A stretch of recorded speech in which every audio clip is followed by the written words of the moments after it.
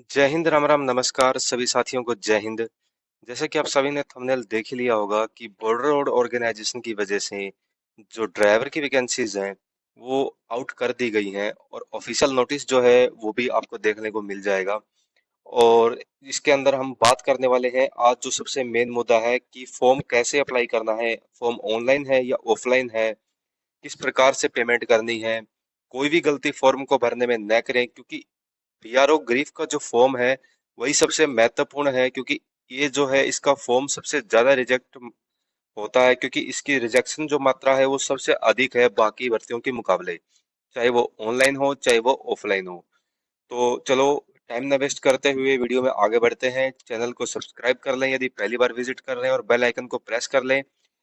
आगे आने वाले सभी नोटिफिकेशंस और भर्ती से रिलेटेड जो भी जानकारी होगी आपको चैनल के माध्यम से प्रोवाइड करवा दी जाएगी। तो दोस्तों चलो शुरू करते हैं। देखिए, ये बीआरओ की जो ऑफिशियल वेबसाइट है इसके ऊपर एक रिक्रूटमेंट का जो सेक्शन है वो बना हुआ है। जो कि साइट है बीआरओ ग्रीफ की वो अपडेट हो चुकी है, तो आपको यहाँ जस्ट इस पे क्लिक करना है। सिंपली क्लिक करने के बाद आप देख सकते हैं यहाँ पे जो एडवर्टाइजमेंट का जो फॉर्म है वो यहाँ से आप डाउनलोड कर सकेंगे, और जो एडवर्टाइजमेंट जो है वो आप यहाँ से डाउनलोड कर ले। ठीक है। वीडियो के डिस्क्रिप्शन के अंदर भी मैं दोनों की पीडीएफ प्रोवाइड करवा दूंगा। व्हाट्सएप ग्रुप का जो लिंक है वो भी प्रोवाइड करवा दूंगा। टेलीग्राम ग्रुप का जो लिंक है वो भी आपको इसमें मिल जाएगा। तो दोस्तों, बात कर लेते हैं इसके फॉर्म की। फॉर्म को भरते हुए गलती न करें। चलिए, जो नोटिफिकेशन है उसकी ओर बढ़ते हैं आगे की तरफ। तो ये देखिए, जो नोटिफिकेशन है वो इस प्रकार रहने वाला है आपका। इसमें जो मेनली हम बात करते हैं, 7 प्रकार की जो यहाँ वैकेंसियां निकल के आई है।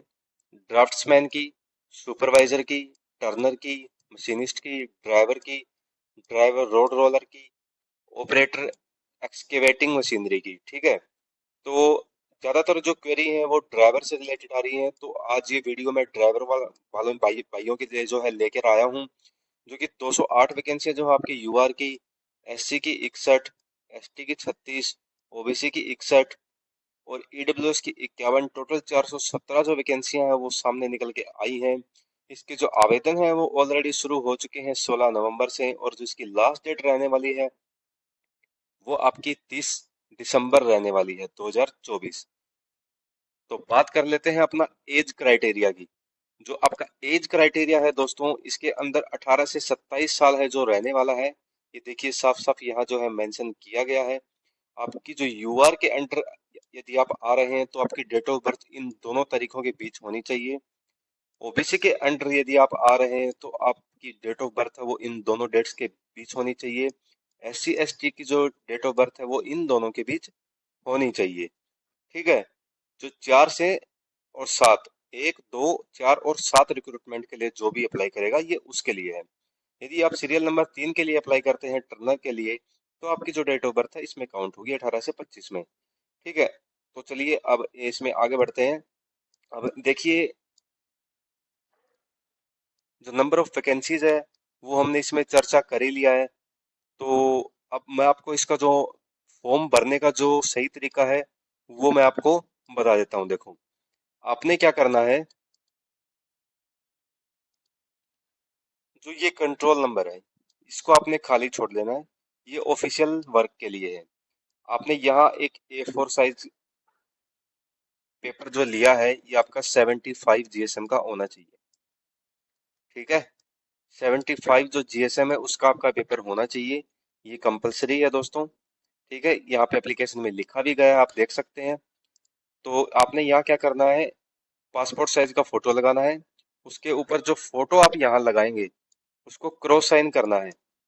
जैसे आप जो भी साइन करेंगे वो इस प्रकार से साइन करना है, क्रॉस साइन। ठीक है।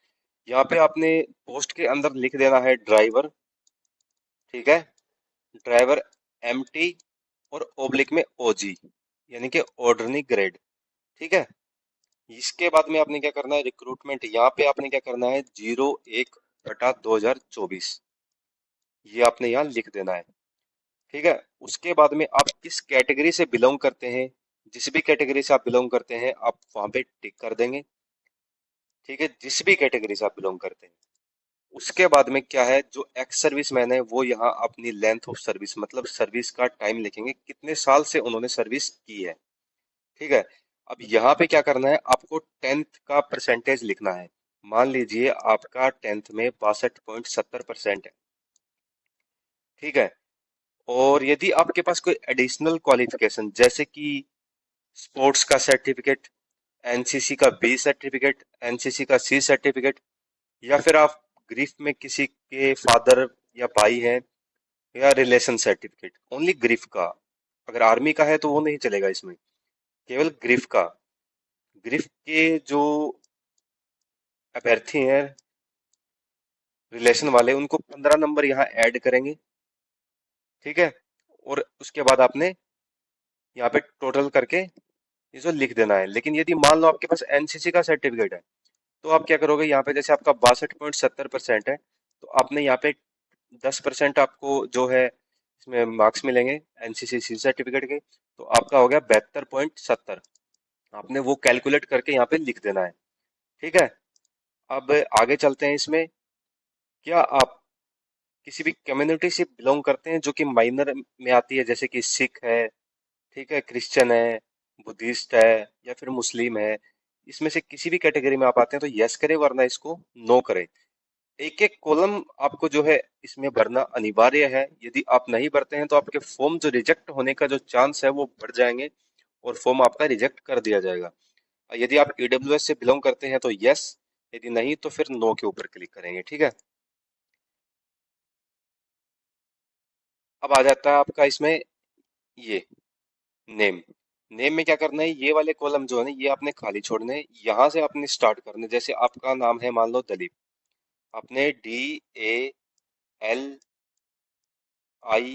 और ये P, फिर यहाँ पे ये जो गैप रखना है। उसके बाद में आपका मान लो आप कोई भी सरनेम आपका कुमार, या फिर जो भी है शर्मा, वो यहाँ से स्टार्ट करना है।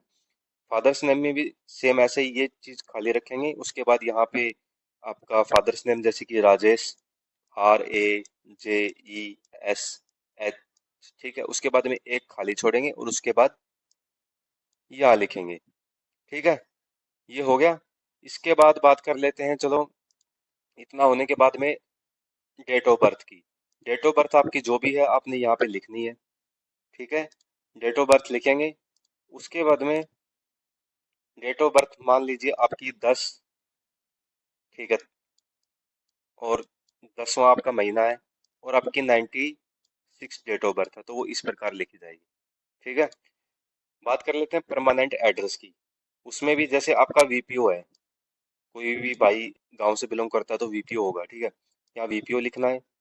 एक एक कॉलम में जहां भी वो स्पेलिंग पूरी होती है उसके बाद एक जो है कॉलम खाली छोड़ें। उसके बाद फिर से स्टार्ट करें।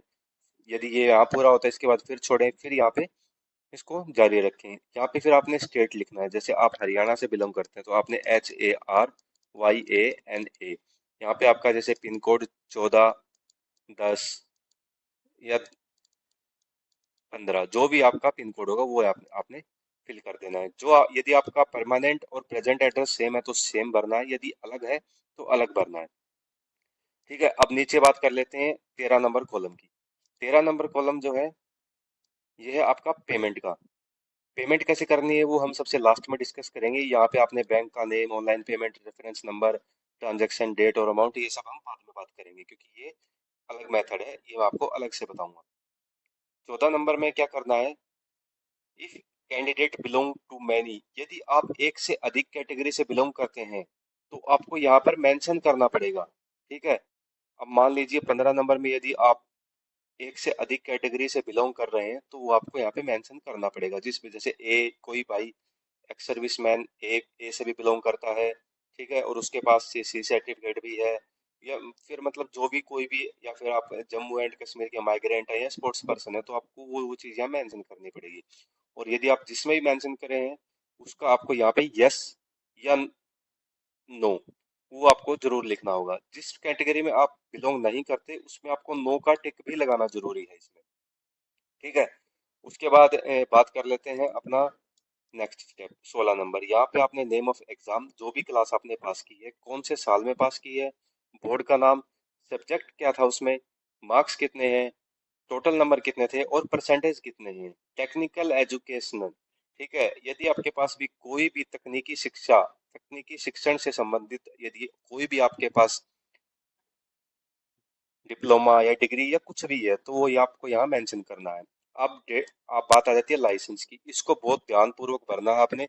एलएमवी जो आपका जब लाइसेंस इशू हुआ था वो यहाँ पे लिखना है, किस अथॉरिटी ने इशू किया था वो लिखना है, वैलिडिटी जो क्या है वो लिखनी है। यदि कोई रिन्यूअल हुआ है तो वो भी यहाँ आपको मेंशन करना है। अगर रिन्यूअल के लिए किसी ने दिया है तो वो यहाँ मेंशन जरूर करे, वरना आपका फॉर्म रिजेक्ट होगा, कंफर्म है ये 101%।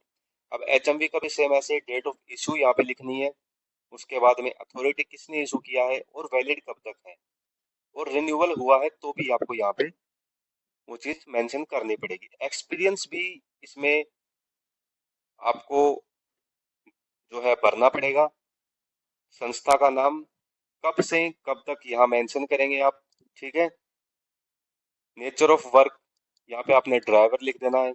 मंथली सैलरी आपको कितनी मिलती थी, जो जॉब है आपकी वो परमानेंट थी या टेम्परेरी थी, वो यहाँ पे मेंशन करना है। ठीक है। उसके बाद में ये, यदि बीआरओ ग्रीफ में एक जो है लेबर का सीपीएल एक्सपीरियंस बनता है, ओनली फॉर बीआरओ लेबर, जो बीआरओ के अंदर कॉन्ट्रैक्ट बेस पे होते हैं या फिर मतलब एक ठेकेदारी के तहत जो बनता है, एक वो लेबर का सीपीएल एक्सपीरियंस बनता है।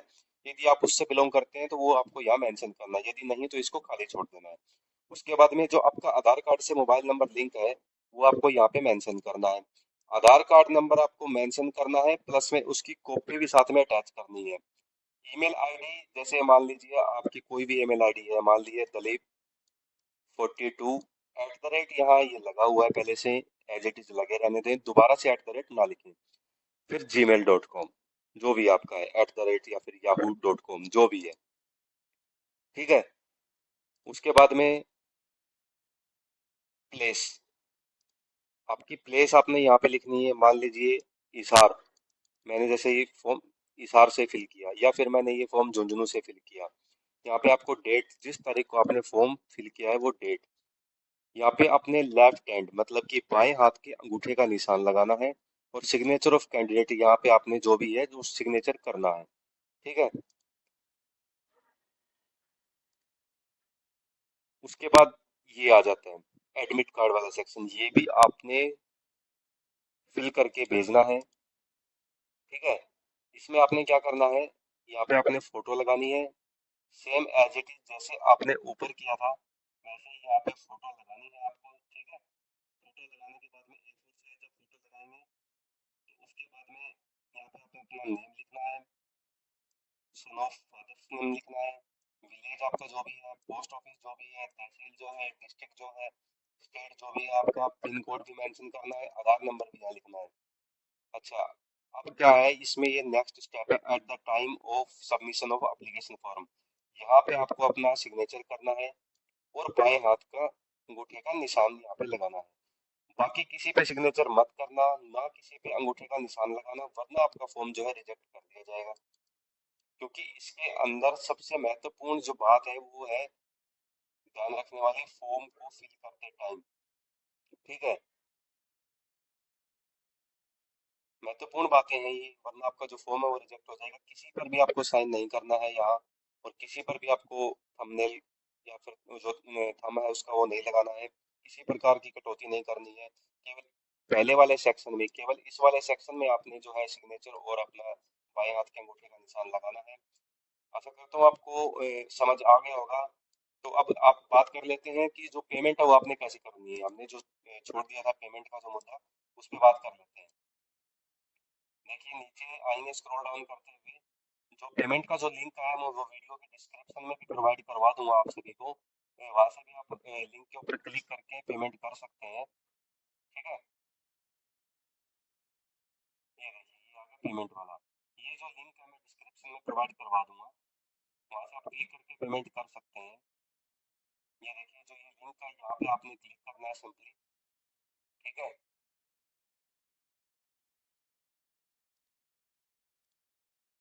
इस पे लिंक पे जैसे ही आप क्लिक करेंगे तो आपके सामने पोर्टल खुल जाएगा एसबीआई का। एसबीआई का जब पोर्टल खुलेगा तो उसके ऊपर आपको पेमेंट का ऑप्शन आ जाएगा, वहां से एक एडवर्टाइजमेंट नंबर जो है वो आ जाएगा 11 का 01/2024, उस पर क्लिक करके आपने पेमेंट करनी है। वहां से आपको क्या क्या चीजें मिलेंगी, एक रेफरेंस नंबर मिलेगा, डेट मिलेगा और नेम ऑफ बैंक जो आपने जिस भी बैंक से किया है वो मिलेगा। आपको वो चीजें यहाँ मेंशन कर देनी है। पेमेंट का वीडियो एक अलग से बनाऊंगा मैं, क्योंकि क्या है, इसमें जो लिंक है वो क्रिएट करना पड़ेगा मेरे को, टाइप करके उसमें वो लिख के वो जो है वो आप डाल के आपको मैं इसके वीडियो के डिस्क्रिप्शन में वो पेमेंट वाला वीडियो डाल दूंगा। वहां से आप देख के पेमेंट कर सकते हैं। डेट डालनी है और अमाउंट 50 रुपये यहाँ पे डालना है आपने, ठीक है। तो दोस्तों भर्ती से आगे की जानकारियां जो है वो आपको चैनल के द्वारा मिल जाएंगी। चैनल को सब्सक्राइब करके रखें, बेल आइकन को प्रेस करके रखें। ग्रुप्स मैंने डिस्क्रिप्शन में डाल दिए हैं, वहां से आप ज्वाइन हो सकते हैं आगे की जानकारी के लिए। और अपना जो है बीआरओ ग्रीफ की वैकेंसी जो आई है इसकी जमकर तैयारी करें, और किसी भी प्रकार की सहायता के लिए आप कमेंट बॉक्स में कमेंट कर सकते हैं। जय हिंद दोस्तों।